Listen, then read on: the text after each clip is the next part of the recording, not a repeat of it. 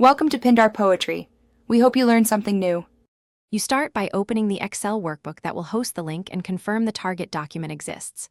Once done, pick a specific cell where the link will live. This keeps things organized.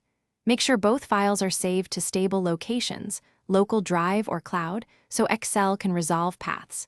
If you plan a relative link, place files in the same folder. Now type a short label in the chosen cell so you can clearly identify the link when you insert it. Next, insert the actual link.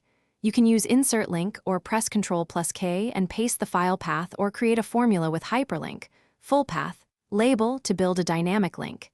If you need data from another workbook, reference it with equals file name. XLSX sheet name, cell. Once set, click the link to confirm it opens the intended document. This step verifies access and path accuracy. If it fails, check path spelling and whether the target file is open when using external cell references. Finish by cleaning up and making the link reliable. Convert absolute paths to relative when moving folders, or use named ranges if you reference specific cells frequently. If you need automation, a short macro can recreate links consistently. Make sure to save the workbook after testing. If a link breaks, first confirm file permissions and exact path, then check Excel's Trust Center settings for external content.